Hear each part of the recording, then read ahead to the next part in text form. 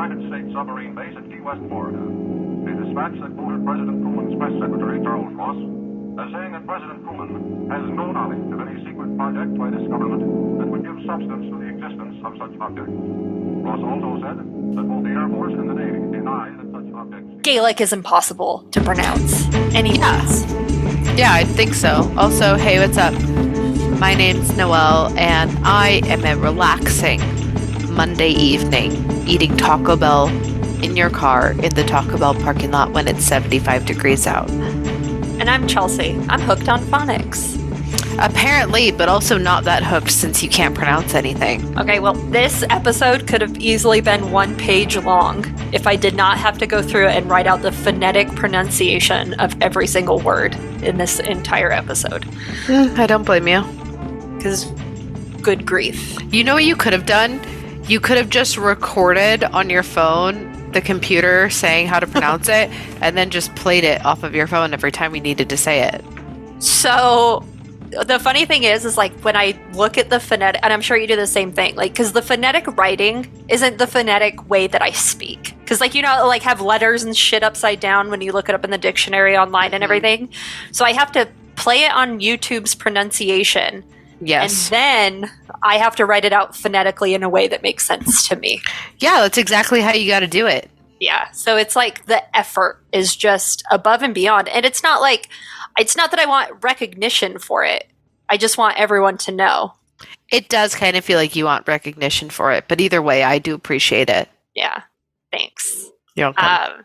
Is definitely hard on me, this one. But we're going to go back in time. Do you have your seatbelt on? No. Should I? You're going to die!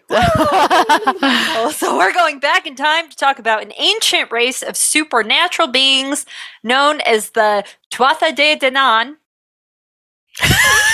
Really great job. Thank you for approval. That didn't sound like anything. The Tuatha De Danann, who are said to have lived in Ireland before the arrival of humans. Is Gaelic even Irish? I think so. Scottish? Don't make me be the judge of this. Oh my god. We should have looked this up. Is Gaelic... Doesn't matter. We can't be racist towards white people. Gaelic is Irish. There you go. Perfect. Great job. We shouldn't have said anything. I didn't say anything. Yeah, it was on you. Anyway, they lived in Ireland before the arrival of humans. They were said to have possessed magical powers and were skilled in the arts of war, music, and poetry. Typically, those three things don't go together. So, if you're doing war, you're probably not doing music and poetry. Yeah, they were just completely well-rounded. Killing, fighting, loving, and talking about it, and singing about it. Good for them, honestly. Yeah, they were living the life that we have aspired to live for some time now. But I digress. The Tuatha De Danann were believed to be the descendants of the goddess Danu, and were led by their king Nuada. They were highly civilized. They were a highly advanced civilization, possessing knowledge of metallurgy, agriculture, and medicine that far surpassed that of their comparable mythological counterparts at the time. Can I say something potentially problematic? Yes. Are you going to say you don't know what metallurgy is? Yes. And also the fact, I believe that's just they work with metals, right? They're just good with metals. Yeah. I contact clues. But I didn't know that, like, Irish culture had goddesses. Did you know dude. that? Yeah, you've seen goddesses. You know the Morgana. She's Irish? Morgana? Yeah. You've 100% heard of them. Yeah, for sure. I didn't realize they were Irish. Yeah. That is news to me. Yeah. There's a lot of Irish stuff that, God, I still want to do our folklore episode and we talk about, like, old wives' tales and stuff, because we're going to cover a little bit of it in this, but man, there's some, like, fucking good stuff. And I got that Appalachian witchcraft book. Mm-hmm. Everything we do tied back to that, basically. And I'm only in one chapter. I really do love Appalachian folklore and mythology. Truly some of the best. Yeah. Honestly, the only good thing to come from America. Mm-hmm. And it's Appalachian old. myth. It's so old. You would think it would just be like New World. It's not, though. It like goes all the way back into like the African continent and things like that. Very interesting. And then it mixes with like Judaism and all that stuff. Again, I'm only like one chapter in. This is research for an upcoming episode, but whew, very interesting. That's so fun. And anyone also like the Bible, they use the Bible in some of their rituals, like actual scripture is part of like some of the spells and stuff that you can do. Isn't that weird? I had no idea. That is weird, but that is also very Americana, just blending everything together. Yep. Also, it is now dawning on me that, like, if you go, this is my problem. Again, speaking of Americana, I am very Ameribrained, where I'm like, I literally think white people can't have culture, which is true. But if you were a white person in not America, like if you were a white person in Ireland, there was a time before Christ where you were worshiping deities and gods and goddesses and the elements and earth. Wow, I just figured it out. I just, my brain just automatically defaults to white people don't have culture, they steal culture. But again, that's very Ameribrained of me, and I apologize for once again being American.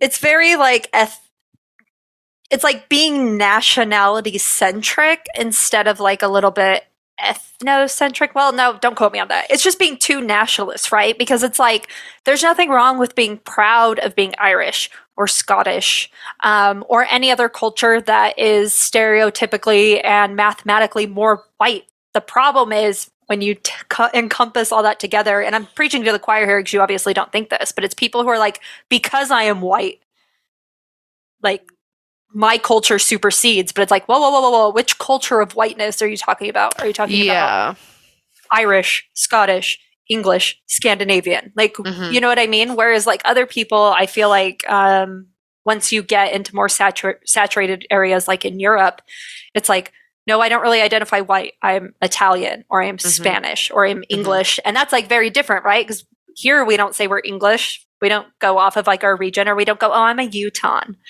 Yeah, that's embarrassing. Yeah, it's just like, nope, white. Yeah. But I know this is like really cool culture. I do know I have a little bit of Irish in me because that's where my mom's family came from. So like I think it's Farron is what they were, which is an Irish name. So I can take this. I mean, I also think that the Irish loved Catholicism so much that, and they really went all out with it. They really said like, we love the vibe, we love the aesthetic. And I feel like that's also made my brain like erase the fact that like pre that point, they were very much about the earth and gods and goddesses. So that's really fun because like they still religiously, yes, very Catholic. Culturally, very this, because some of the information I got for this episode was from like Ireland.gov. It was like a government website on what to do if you hear a banshee cry. Well, I think that's like the fun part of like Catholicism in Ireland specifically, just like Catholicism in like Mexico, like they add there are bits and pieces of the originating religion, if you want to call it, still sprinkled out. Like, it's why like Mexican Catholics are just like they're like a little Santeria-ish. Yeah. They do a little witchy shit. If you want to know if Santeria is prevalent in your area, look at where they put the religious candles. Do they put them with candles or do they put them with Hispanic foods? And that's how you know Santeria is prevalent in your area. Yeah. And it's like same with apparently like Irish Catholics. Like they love the vibe of Catholicism so much, but they also still have like, fairy lore and shit like that. So and I would love to just go and be fully embraced in that. How magical would that fucking be, to just go back into fairies? Old world. Well, I believe in everything.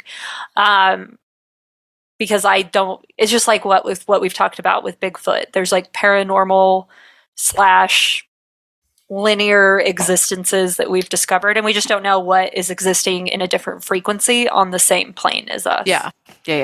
But But regardless, back to the Tuatha De Danann, it was said that they lived in an underground kingdom called the Otherworld, which was connected to our world through mythical portals. The Tuatha De Danann played a pivotal role in Irish mythology, with their stories often intertwined with those of the human heroes of old.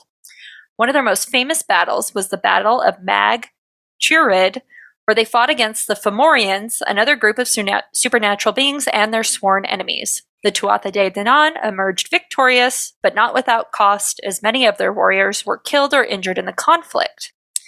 And despite their immense power and knowledge, the Tuatha De Danann were not immortal, and their time in Ireland came to an end when the Sons of Mill, a group of human invaders, defeated them in battle. However, it was believed that the Tuatha De Danann did not perish at this time, but rather retreated back into the Otherworld, where they continued to live on as powerful and immortal beings. Now, their legacy does live on to this day in Irish folklore and culture. Their stories and legends continue to captivate people around the world, and their influence can be seen in everything from modern-day art to literature to music. And in fact, many Irish traditions and customs are said to have originated from the Tuatha De Danann. For example, the Irish language is believed to have been created by the goddess Brigid, one of the members of this elite supernatural race. And in modern times, nice editing of not saying the name again. I'm so fucking sick of saying it. I didn't know how many times I wrote it out in here, because when I get words that have fancy like little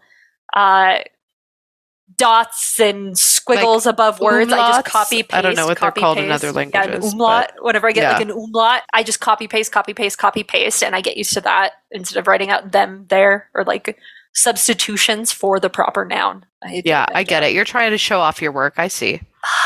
So in modern times, they have become an important part of Ireland's cultural heritage, with their legacy being celebrated in festivals, art, and literature. They're a reminder of the rich history and mythology of Ireland and the enduring power of human imagination to create stories and legends that continue to captivate and inspire. And if you think you've never heard of them before, you would be wrong. Because you see, the Tuatha De Danann weren't just a singular group of supernatural beings, but rather an entire race of creatures that you would likely refer to as fairies, leprechauns, and banshees. Interesting that banshees is included in the fairies leprechaun pipeline. 100%. Because the banshees were said to have been a group of women known as the Banshees, which is like Beansidhe. And they were women within the ranks of the Tuatha De Danann.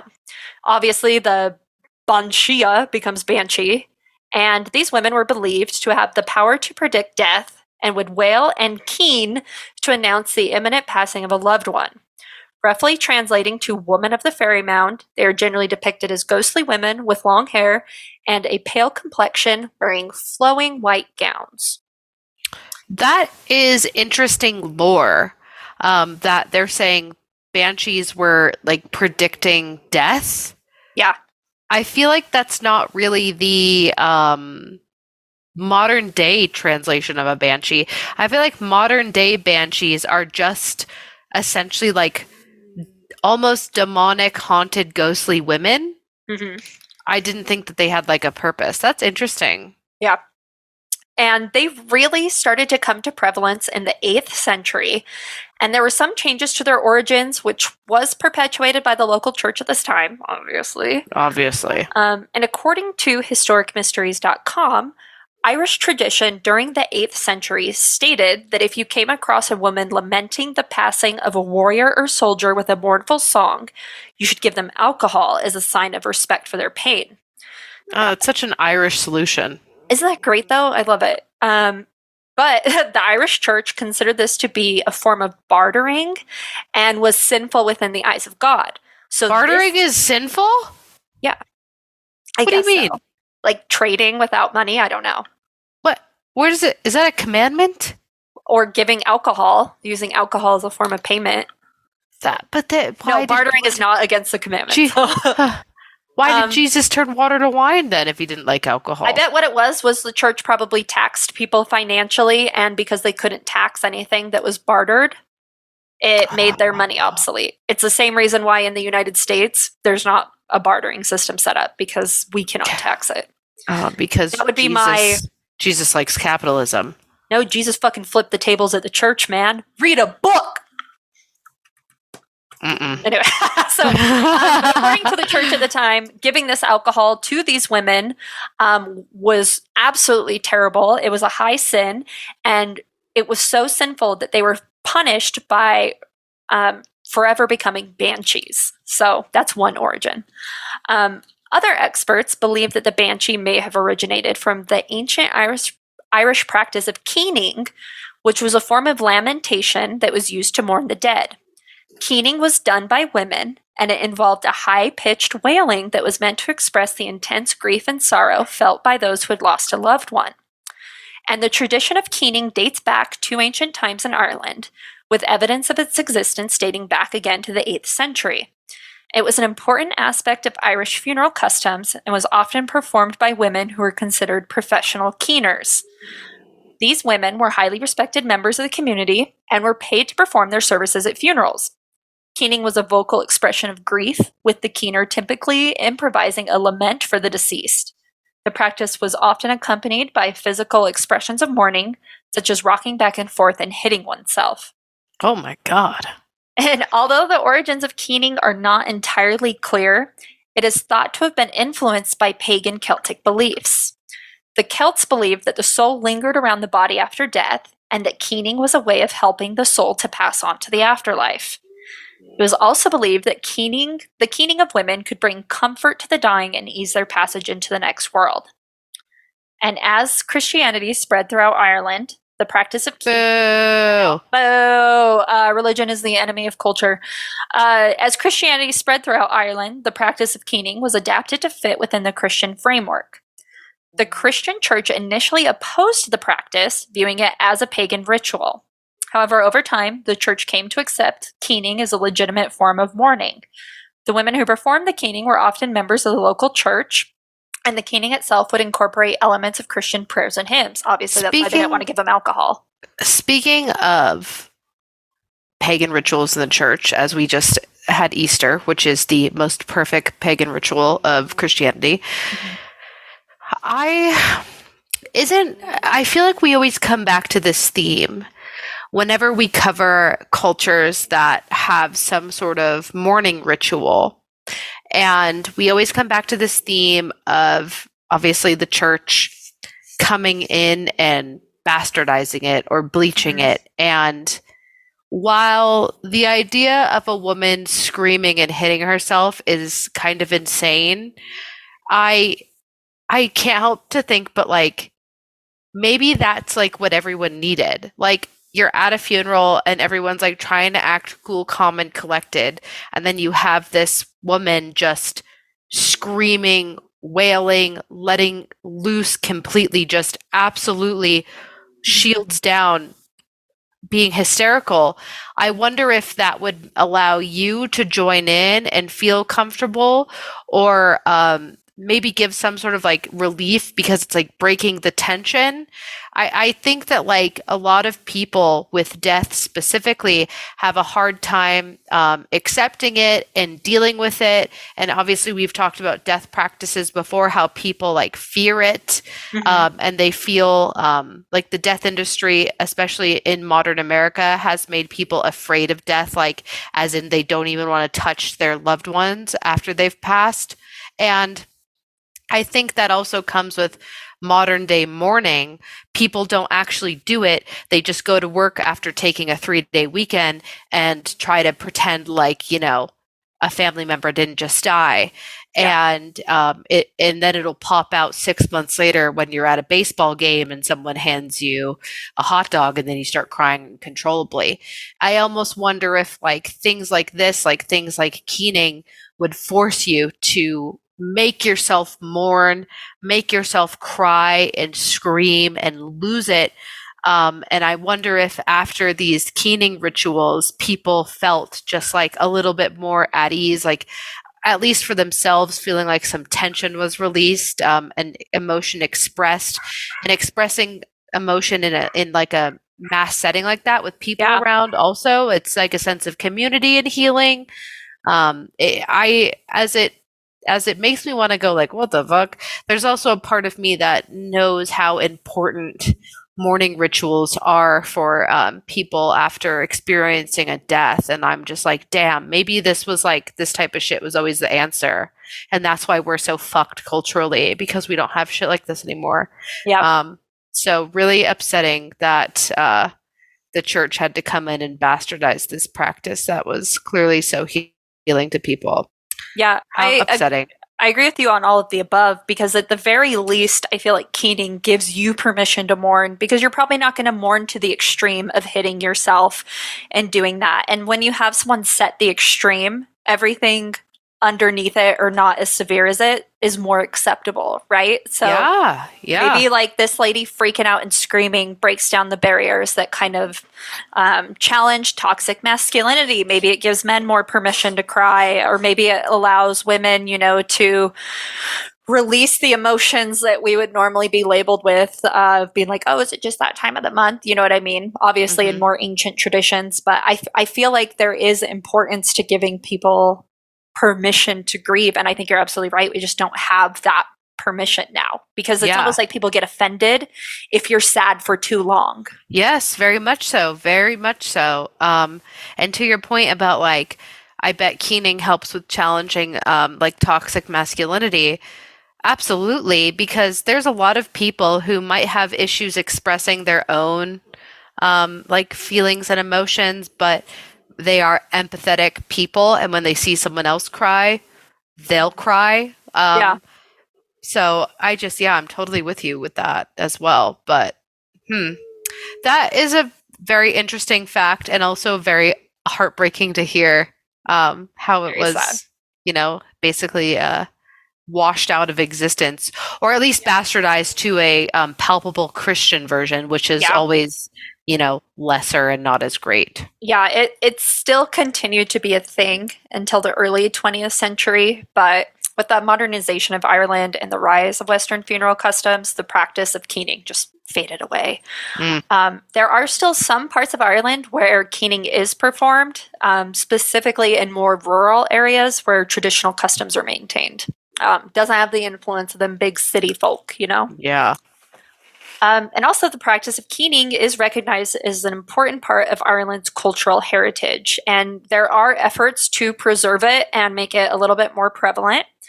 In recent years, there has been a renewed interest in keening among Irish Americans, particularly those who are interested in reconnecting with their ancestral heritage. And again, the Appalachian folk magic is very ancestral magic. So all this stuff is kind of like tied in, and I love that. You know what I'm saying? Like, I'm gonna say a controversial statement. Crucify me. Go, I don't care. This is the type of cultural, like getting back in touch with your ancestral heritage that I can appreciate. I would much rather have people be like advocating for keening at funerals rather than trying to justify why they have white dreads. Do you know what I'm saying? I just feel like this is a better use of getting in touch with and reconnecting with your ancestral heritage. Yeah, this is the shit I appreciate. Yeah, I would 100% agree. 100% agree. You fucking just said it so good that I have nothing more to add. But damn, that was a good take. That was a good fucking take. Like, you want to get back to your ancestral roots, why don't you do something that your ancestors did? Yeah. And we're not talking about the cavemen, because that seems to be everybody's go-to. Like, cavemen had dreads. And I'm like, fuck you. Yeah. Anyway. The cavemen also shit in their hands and clapped, so yeah. don't see you doing that either. They weren't even technically human. Get out of my face. So with this, you can kind of see where keening and the folklore of the Banshee kind of start to take place, and you can see why it's so importantly rooted in Irish folklore, especially because the Banshee was originally the goddess of war and death, known as the Morrigan. Yay, we're getting into it. So she was said to have the power to shapeshift into various forms, including that of a crow, and was known for her ability to predict the outcome of battles. It was believed that she would appear on the battlefield to either inspire or warn the warriors, and would often take the form of a screaming banshee to frighten the enemy away. Now, again, as Christianity spread throughout Ireland, the Morrigan goddess was eventually transformed into the Banshee of Irish folklore. While some scholars believe that the Banshee is a purely Celtic creation, others suggest that she may have been influenced by other cultures that the Celts encountered during their migrations. Another possibility of the Banshee, we're kind of going into her many origins of what she could be. So another one is that she was inspired by the ancient Greek myth of the Furies, who were female spirits of vengeance who pursued those who had committed crimes against the gods. The Furies were often depicted as wild, screaming creatures, which again may have influenced the development of the Banshee's wailing cry. This also feels like one of those world cultural synchronicities. Yeah. Which is very fun, because those are always the ones that we want to say, like, how is it that all of these different cultures at the same exact time all thought of the same exact thing and they were completely isolated? Yeah. I love that. That's very fun. There's something too that's like really empowering about taking things about that people critique about women and then making them scary. So like, oh, women are emotional and they cry and they, freak out and they lose their shit. But then you turn it into a fury or a fucking banshee and you're like, yeah, you're fucking right that I have like all of these emotions that men fear. And the same with like Medusa, right? Like you talk about the rape of Medusa and then she turns like the Gorgon thing where men can't even look upon her. They turn to stone. It's like women's fury weaponized. And I fucking love that. And it's cool because I don't know if I never thought of this before, but that's exactly like the coolest thing about a banshee is it's just women personified into fear. Yeah, you're so on the fucking nose about that. I have no notes for that comment other than yes, that's why it's so fucking cool. Weakness turned to power, and truly what brings fear to men, quote unquote. If you have a banshee predicting death, or what was the girly above who predicts the Morgan? Oh, the Morgan, yeah.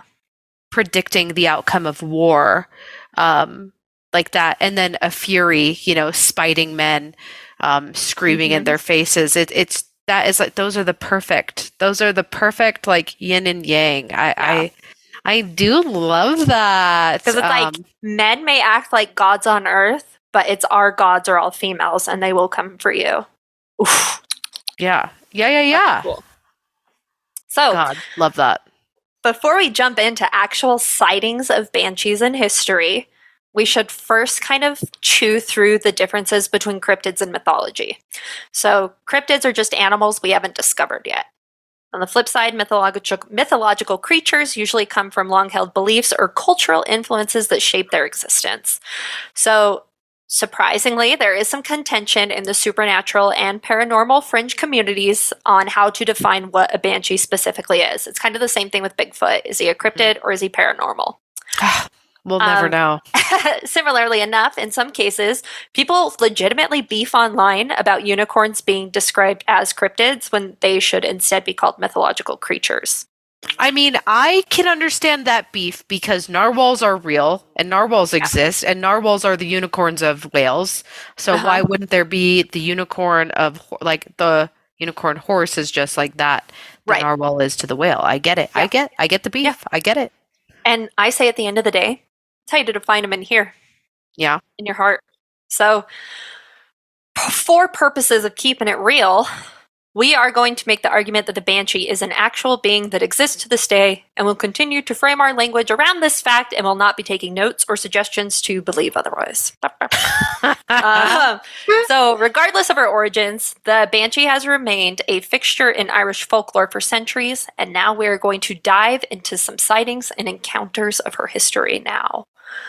So, according to an article from Celtic Life International, quote, "A banshee won't cry for just anyone. According to legend, each banshee mourns for members of one family. Some say it is the 5 oldest Irish families that have their own banshees: the O'Neills, O'Briens, O'Grady's, O'Connors, and Kavanaghs. The Kavanaghs. The banshee is a solitary fairy creature who lives in the mortal family. She is connected to it with a fierce, unearthly care and will pace the hills in sorrow when she knows a death is looming. She will follow her family's members right across the world. Her keening can be heard wherever true Irish are settled, because just like them, she never forgets her blood ties. Unseen, she will attend their funerals, and her wails mingle with those of the mourners. That is so metal. To have your own fucking banshee? Oh my god. To have your own death fairy. That is metal. Who just comes to your funeral and cries. Or cries because she knows someone in the family is going to die. She screams for you. Wow. That's love. That is really cool. That is love. Yeah, this is very fucking heavy metal. Mm-hmm. And it is with the O'Briens that we get one of our most famous stories of a banshee encounter. So again, the O'Briens were a powerful Irish family. And in the 16th century, they were hosting a party where they heard the sound of a woman wailing outside. And the next day, one of the guests at the parties was found dead, and it was believed that the banshee had warned of his impending death. Another story comes from the memoirs of an Irish lady known as Lady Fanshawe. Now, while there are multiple accounts of her experience, if you want to find it, we are going to read the account as written out from anomalyinfo.com. So in 1694, Sir Richard Fanshawe and his wife, Anne, Lady Fanshawe, found themselves temporarily residing in Cork, Ireland, towards the end of the English Civil War while awaiting commands from His Majesty in England. In October, however, Cork rose up against the king and those loyal to him, and the Fanshaws made a hasty retreat. As a result, they stayed at many friends' estates as they made their way to Spain on orders from His Majesty. One of the places they stayed for 3 days during this time was at the castle of Lady Honora O'Brien, where Lady Fanshawe had a very strange experience indeed.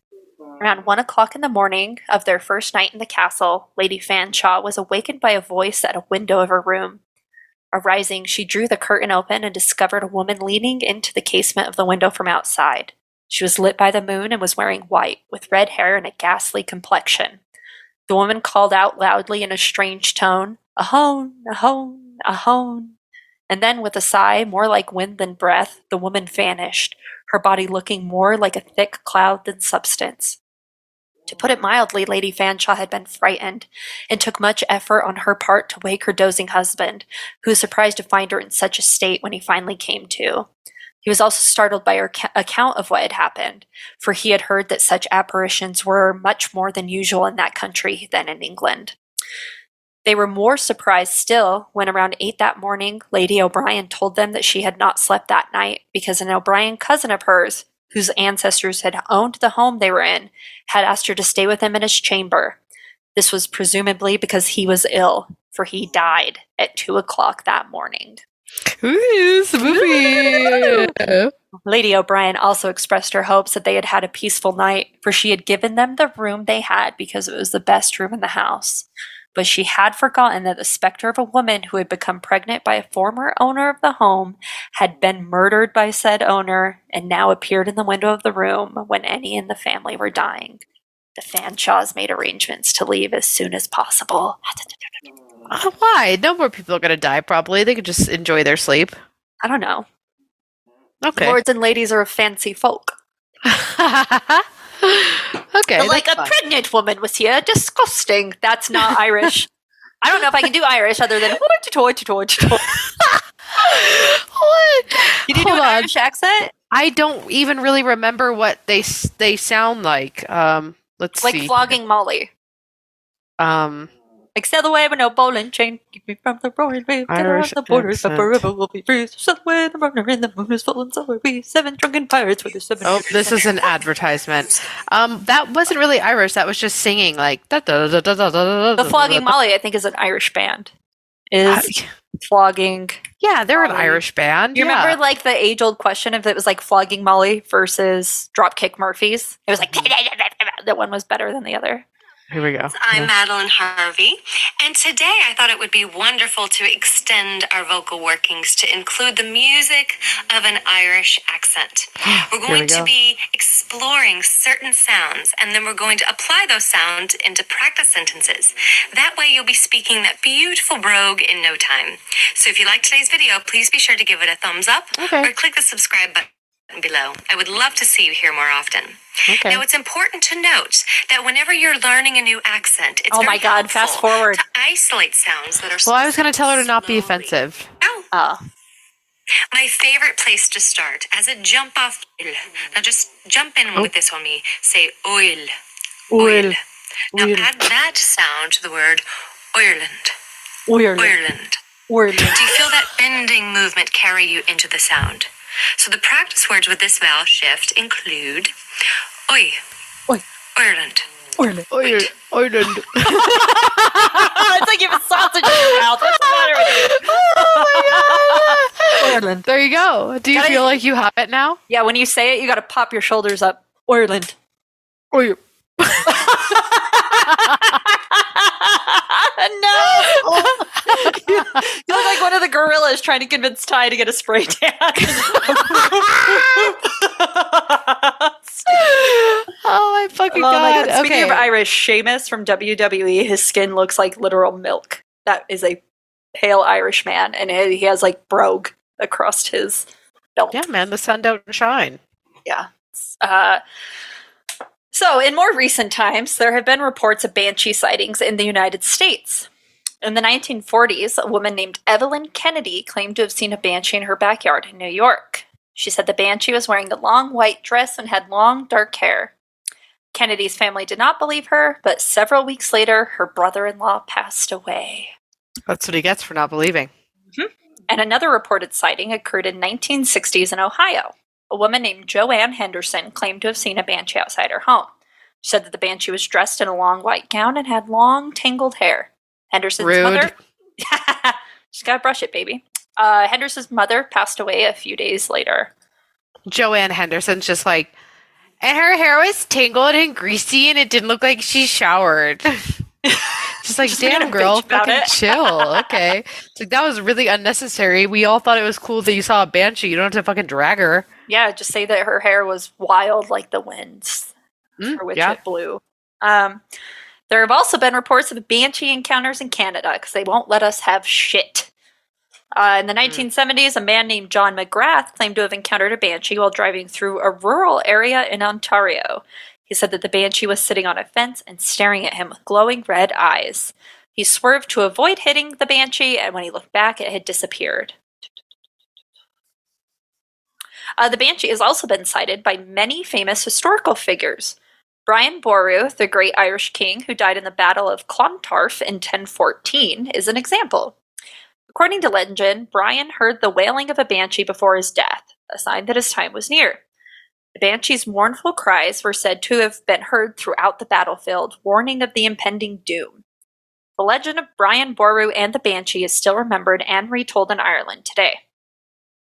I like how this is clearly like from some like Irish history site because they're like everyone's favorite famous historical great Irish king. You know him, your favorite guy, Brian, and everyone's like, at least us, we're like, who? Yeah, like Brian? I do appreciate that. Brian was a name in the 1000s. Great Irish king of 1014 was Brian. Just a guy. Yeah, just Brian. Just a guy. Oh my god, I saw this thing and it was like some of the oldest names in history, and one of them was like so fucking basic, and I bet it was probably fucking Brian. I was like, that's one of the oldest names recorded in Earth's history. Well, isn't that like the same fucking shit with like the Bible? Like it took place in like the Middle East, and like the disciples are like Kyle and shit. Yeah, like what are their fucking names? Yeah, just Kyle and Chad actually. But they had any names that they had were like changed, right? They just like made the names easier to say, like Matthew, Mark, Lydia, John. Yeah, they whitewashed him. Mm-hmm. They weren't trying to say fucking Muhammad was hanging out with Jesus. They were like, Michael? Our good friend Michael? Michael? That reminds me of that lady who was like, what's his white name? Like when she used to come into my old work. And we're like, we don't know who you're talking about. God, she's like, what's his English name? I'm like, his name is the same in English. Who are you talking about? And it was like a pissing contest because I knew who she was talking about, but I was going to make her say his name properly. Damn, and that was the lady where, bitch, actually. Remember? And then Ichabod let me borrow his communist shirt because I just wanted to offend her. And she came in the next day and I was just like, ah! Speaking of which, check out this shirt. I'm only talking to Jesus today. That's an interesting shirt to wear. You got it at Walmart. I like to wear it to be sassy. I could tell. Sometimes when I have parties, people come over and I'm like, or when I go to a party. You don't go to parties. You're right. You don't have to call me out like that, Noelle, because we are recording, and I'm not going to edit this out because I hate editing stuff out because it's so hard to find. So thanks for that. You're welcome. So another famous figure. Brian. Yeah, Brian. So another famous figure to have encountered the Banshee. I missed some. Was Kulain? Oh my God. Will you pull up the pronunciation of that? Kulain? See, this is a guy I believe. This is a guy I believe. I know, because there's hyphens and there's letters. Brian. I think I found it. Did you? I don't know. I don't know if you're going to be able to hear my sound. My keyboard's asleep. You know how, like, your targeted ads expose you sometimes? Mine's just everyday bras for perfect A cups. Also, I see that it says like, was Hulk inspired by this guy, this name that they're talking about that we can't pronounce. I'm playing it on the computer, but I don't think you can hear my sound. I can't hear it. Hold on. Okay, I'm listening.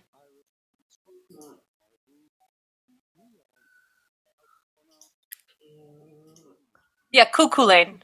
It's just Kukulain. Kukulain.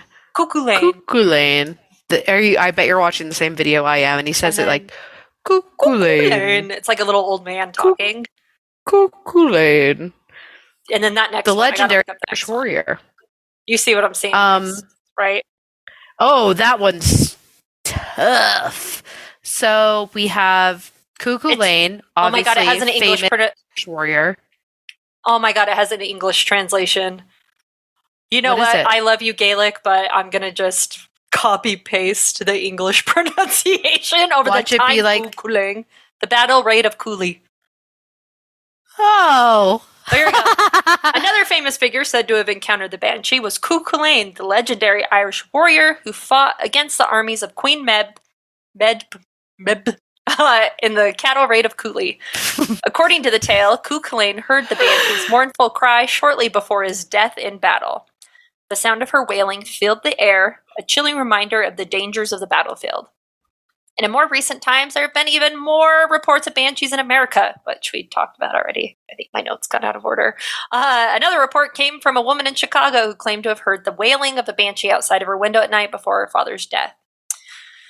So, Noel, since neither of us have likely descended from one of the 5 important Irish families, it is likely that we will never be in danger should we hear the cry of a banshee. Regardless, Ireland Travel Guides, IrelandTravelGuides.com. Ireland. Does advise. Ireland. Oh my God.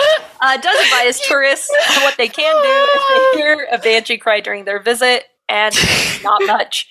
Quote, they say, if you see a banshee, pray for your family's safety. She's a harbinger of death, so one of your family members would be joining her soon. However, a banshee doesn't actually cause death. She merely serves as a warning for it. I feel like praying to, I'm assuming, Christian God, when the banshee is a byproduct of mythology, essentially, feels a little counterproductive. Maybe pray to the gods and be like, please don't. And maybe that'll work out better. Maybe someone will hear you. I don't know. Maybe in the hierarchy of things to pray to, God transcends the banshee. This is a very Christian nation. That was very I'm only talking to Jesus today of you. Yeah, it is. I'm not trying to be shitty, but I just think that that's the reasoning for it is you just pray.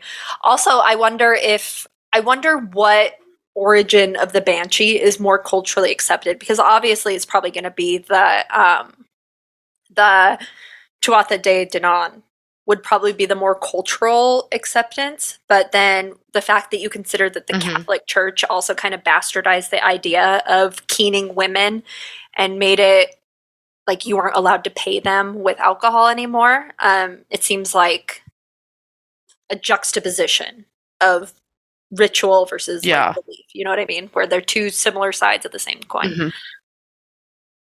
That's it. Yeah, That's one's just lame and the other one's cool. Mm-hmm. Well, that was interesting and also a little disheartening, honestly. I hate to see culture get whitewashed by religion. It's very upsetting. Yeah, it is.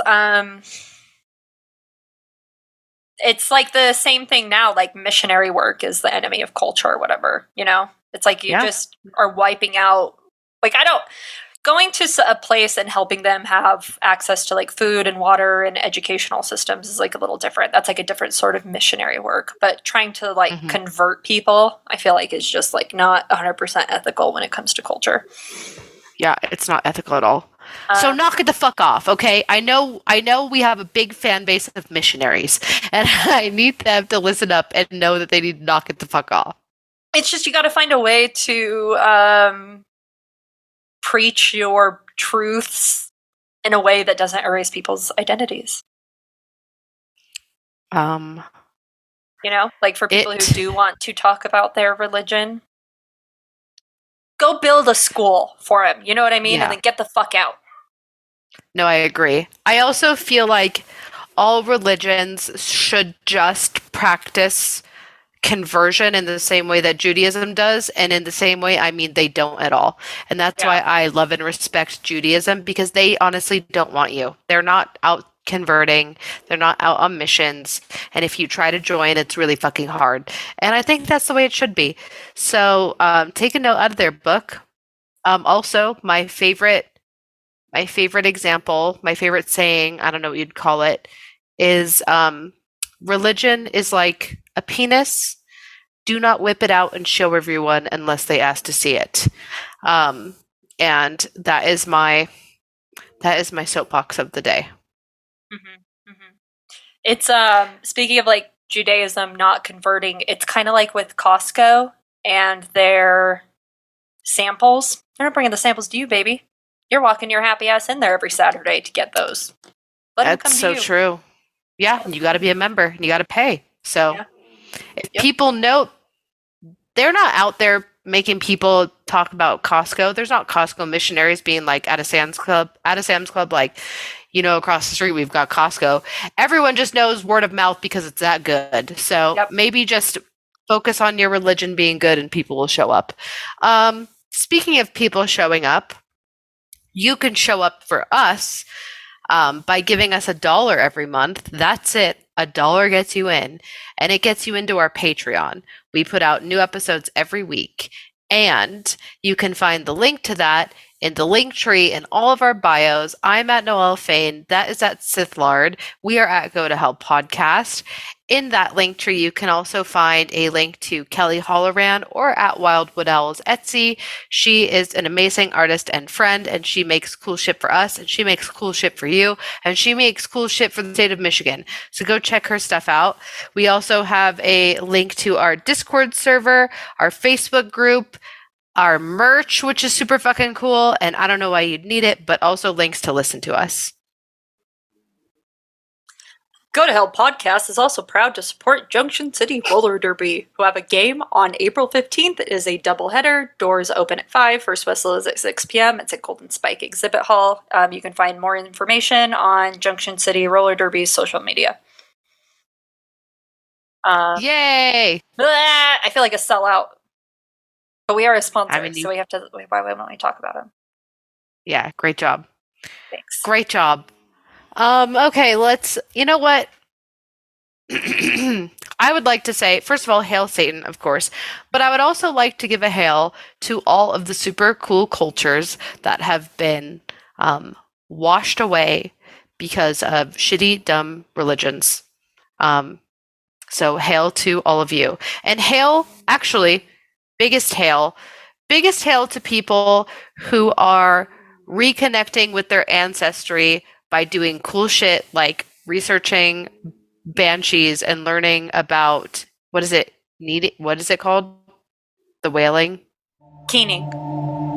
Keening. I said K-E-N-I-N-G. Yeah, and are learning about and practicing keening.